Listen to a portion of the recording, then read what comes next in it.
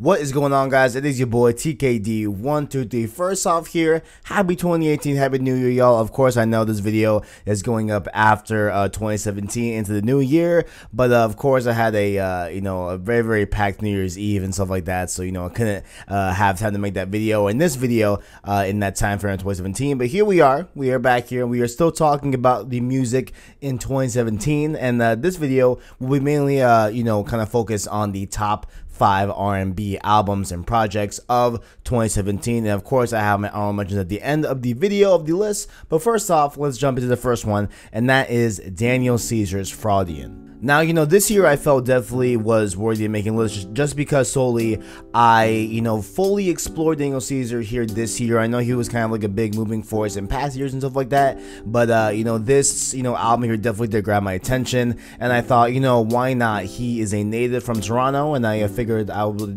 just review his album this year, and I enjoyed it a lot. Granted, it was short, it was only 10 tracks long, etc., but, overall, it was a very short and nice, kind of slice of what he is capable of as an artist and everything. And the song Best Part featuring her, obviously that was definitely was a standout track. I love that song to death. Absolutely great stuff. He has a great voice, very good stuff here, and I cannot wait to see what he does here in 2018. So he definitely does top off the top 5 list. Next one here, we have a person here that had a few hits, a few just one standalone tracks here that made it onto the album that really propelled his momentous movement Ovie, overall, if you want to say, over in 2017. And we are talking about Anime's Good For You. Now, this album completely took me off guard. I was really unaware of Anime. I was aware of the song Caroline as well in the past, but I was never, just fully aware of the artist here, and I just figured, hey, why not review the whole album, just check him out, and I was pleasantly surprised. This man definitely is a great artist. He has a lot of good tracks here that I love personally, whether it be Spice Girl, Yellow, Heebie Jeebies at the end. Overall, I was definitely, just caught off guard by how upbeat and how just nice it sounded in terms of just how it sounded. Like, it just sounded very great, very uplifting, very nice sounding overall. I definitely did enjoy a Good For You Anime, and I also encourage you all to go check him out if you guys have not.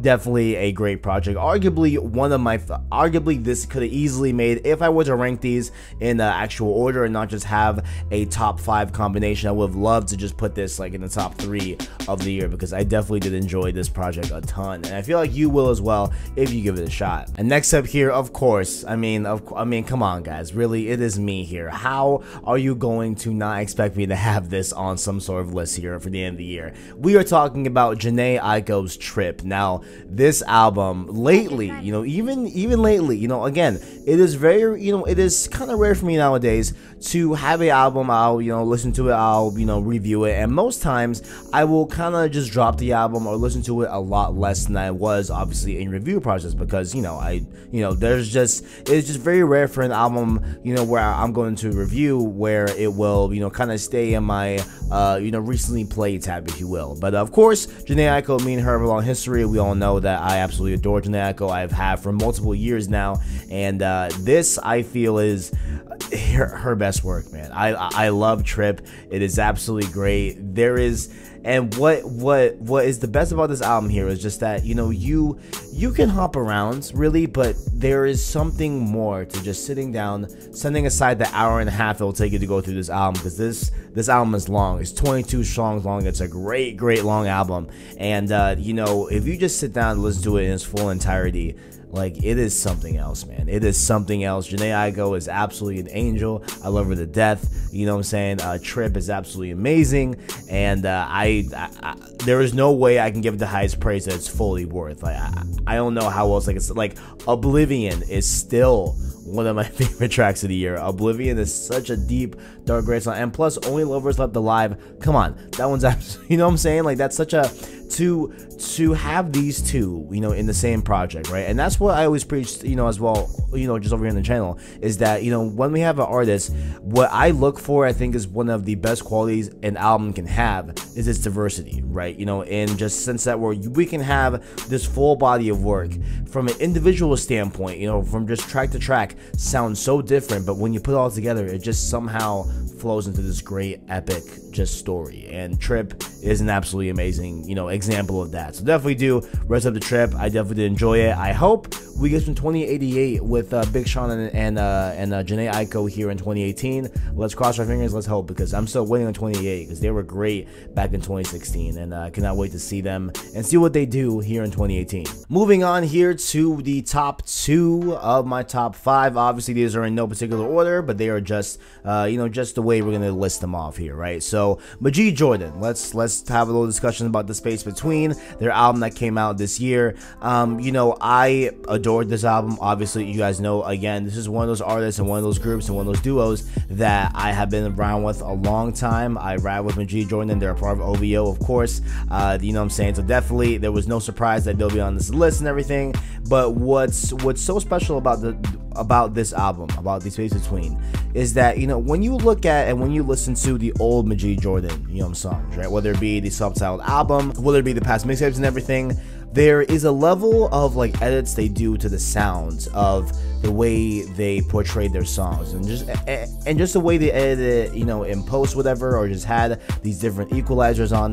There was just like a different sound to their old stuff, right? As opposed to this sounds extremely diverse, and like not diverse, but a very different kind of, you know, angle as opposed to their past projects and everything. And that's what really made me put this on the top 5, right? And not only because it's great, it's like I adore this. This is, again, on my recently played, you know, right now and everything, and I'm just adoring The Space Between by Majid Jordan. But it's that, you know, with this album, they took the sounds of what they used to do and they just evolved it in the sense of where they aren't really editing the voice as much. It's really much of a more natural sound that they're singing from here, and it sounds great, man. Like, it sounds absolutely great. Just the self-titled track, The Space Between, is so beautiful, man. It's such a great song, and the outro is great. The intro is amazing. OG Heartthrob. Like, there's so many good songs here on this project that, you know, I adore it. And this is, you know, like I said with Jhené Aiko, this is their best work. Like this right here is their best project they put out, period. Like, I absolutely adore it so much, man. Of course, you can have other reasons why you like other ones and why, you know, the mixtapes are very good in their own right and everything and stuff like that. But just for me personally, The Space Between is definitely their best work they've ever done. And lastly, of course, if you follow me on Twitter, if you follow me on the channel and everything, you are very well aware of this album here. Now let's just kind of take a little window into how I got to review this album, okay?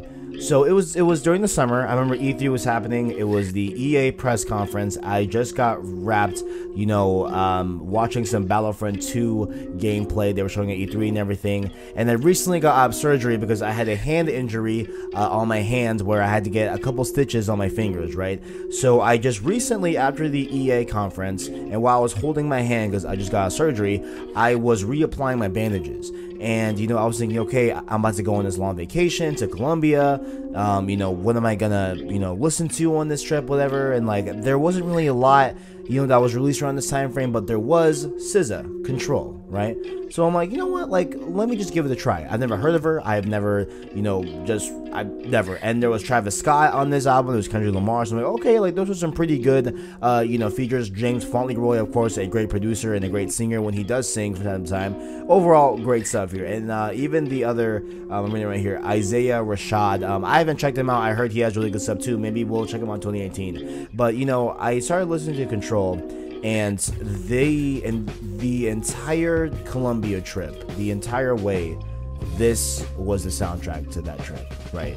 And it was such a personal album to me just because the trip moved me in a lot of different ways that I didn't you know, really anticipate. You know what I'm saying? Like, I was a little bit like, oh man, like, it'll be a 2-week trip. I'm not making videos during that time. I'm gonna be gone. I'm not playing video games. I'm not, you know, and it was right in the middle of E3. So even with that, I was kind of hesitant on going just because, you know, I want to cover E3 for the channel and everything, and I was still able to cover E3 and everything, and that meant literally me recording in between flights. That meant me trying to upload on airport Wi-Fi and stuff like that, you know, all that, and I still got it done. But this album was so amazing to me, just in a very personal time here, and there will be just times where I will end review sessions and I'll have a grasp of an album, you know, and I'll just put on this because this is SZA's truly, you know, Control is really what I want to listen to, you know what I'm saying? And just to speak on the album itself, you know, just separate from me talking about my personal standpoint,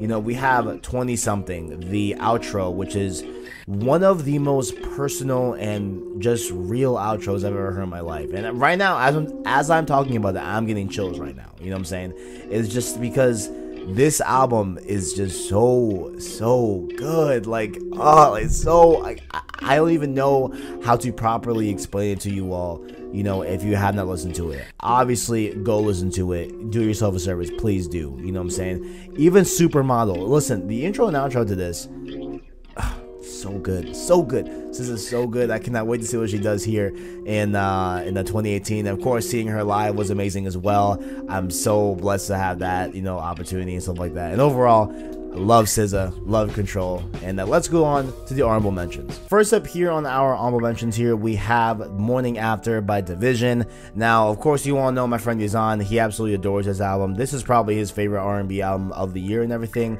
Me, I enjoyed it. I liked Morning After. I just didn't think it was insanely great. I didn't think it was like, you know, anything that was like to write home with. Now, of course, there are excellent tracks on it, like Conversations in the Diner, which is the outro, which is again a very superb outro and everything, very sad.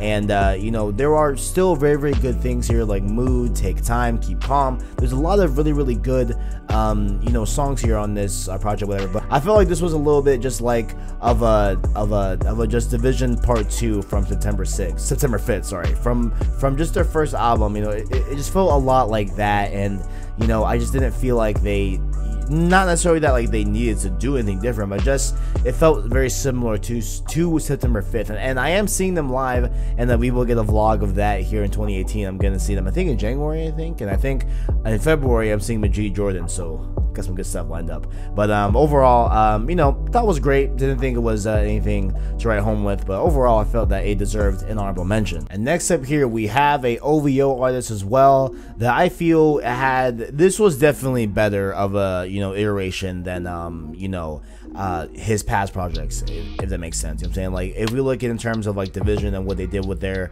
first album, and then with Morning After, you know, there's a definite of a wire gap here with Roy Woods and Say Less. Now, Say Less, I love, first off, I love the artwork. I think it's just unique. I think it's one of the most unique artworks we have here this year and everything.